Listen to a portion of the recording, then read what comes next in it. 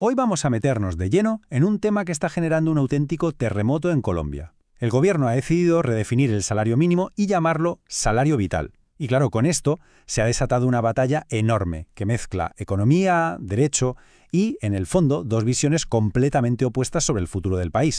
Y para que nos hagamos una idea de la magnitud de esto, solo hay que escuchar al propio presidente Gustavo Petro. Él no lo ve como un simple ajuste técnico, para nada. Lo define como una lucha por la distribución de la riqueza. Así de claro. Con estas palabras, las cartas ya están sobre la mesa. Para entender todo este lío, vamos a ir por partes. Primero, veremos cuál es el problema de raíz, luego, qué es exactamente eso del salario vital, por supuesto, analizaremos las críticas y el revuelo judicial que se ha montado, después, el argumento constitucional que usa el gobierno para defenderse y, para terminar, veremos qué propone hacer ahora. Venga, vamos al lío. Empezamos por el principio, por la raíz de todo este debate. El choque entre lo que pone en una nómina y lo que de verdad cuesta llenar la nevera y pagar las facturas. A ver, el concepto de salario mínimo lo conocemos todos, ¿verdad? Es esa cantidad mínima que por ley se tiene que pagar. Pero, y aquí viene el quid de la cuestión, el argumento del gobierno es que en la práctica ese sistema ha fracasado. La crítica es muy directa. Se ha convertido en una cifra que no tiene nada que ver con la realidad, que no da para cubrir las necesidades básicas de una familia.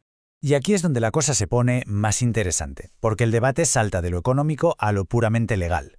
El presidente Petro no presenta esto como una idea nueva y revolucionaria, ¿no? Lo que dice es que simplemente está cumpliendo una obligación que ya está en la Constitución y que, según su interpretación, se ha ignorado durante décadas. Claro, esto cambia por completo las reglas del juego. Vale, ante este problema que describen, el gobierno decidió actuar. ¿La respuesta? Pues un decreto presidencial, que no se limitaba a ajustar una cifra, sino que buscaba redefinir el concepto por completo. Y aquí está la clave de todo, el salario vital. A diferencia del salario mínimo tradicional, que se negocia mirando la inflación, la productividad y otros indicadores macroeconómicos, este nuevo salario se vincula directamente al coste real de la vida. Es decir, se calcula viendo cuánto cuesta una cesta básica de la compra para una familia según los datos oficiales del DANE. La idea es anclar el sueldo a la realidad del día a día. Como era de esperar, una medida de este calibre no tardó en levantar polvareda. La reacción fue inmediata y muy fuerte. Llovieron críticas económicas y, como no, el tema acabó de cabeza en los tribunales. ¿Y qué pasaba con esos miedos a un colapso económico? Los críticos hablaban de inflación disparada y paro masivo. Bueno, pues el presidente responde con datos en la mano. Saca una subida de precios de solo un 0,25% en enero y un informe de JP Morgan que habla de una ruta de empleo sólida. Su mensaje es claro. El alarmismo, de momento, no se corresponde con los hechos. Pero el golpe más duro vino del lado judicial. Un magistrado del Consejo de Estado le dio al botón de pausa, suspendió la aplicación del decreto.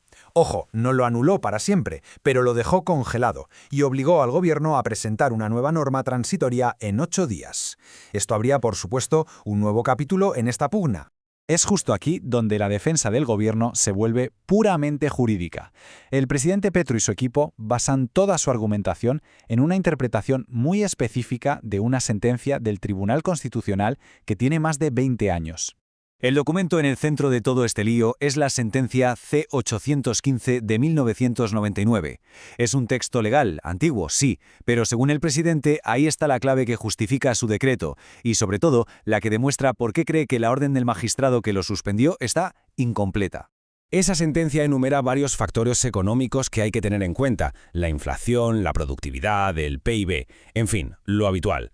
Todos son importantes, pero el presidente se centra en el último punto de la lista, un punto que, según él, tanto los gobiernos anteriores como la reciente orden judicial han subestimado. Y aquí está la frase crucial, el corazón de toda la defensa del presidente. Son solo 4 palabras que, según él, lo cambian todo. De hecho, afirma que el auto del magistrado que suspendió su decreto omitió esta parte concreta de la sentencia original. Pero, ¿qué significa carácter prevalente? Pues en la práctica quiere decir que el deber de asegurar un salario digno no es un factor más a tener en cuenta junto a la inflación o el PIB. No, significa que es el factor principal, el que tiene prioridad sobre todos los demás. Es un argumento que básicamente pone la dignidad humana por encima de las variables macroeconómicas. Bueno, y con la vía legal en suspenso, el presidente plantea una estrategia en 3 frentes para intentar sacar adelante su visión.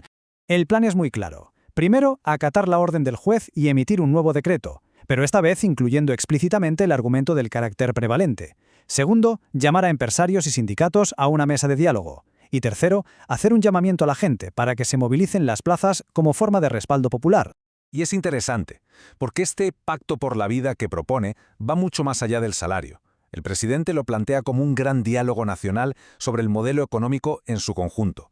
Quiere hablar de los tipos de interés, de la reforma sanitaria, del papel social de las empresas. Es una propuesta de negociación mucho más amplia.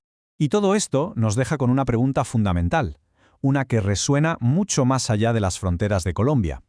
Este caso ilustra perfectamente esa tensión entre los modelos económicos y los mandatos constitucionales que protegen la dignidad humana. ¿Dónde se traza la línea? ¿Qué debe prevalecer? Una pregunta compleja, desde luego, pero cuya respuesta definirá el futuro de millones de personas.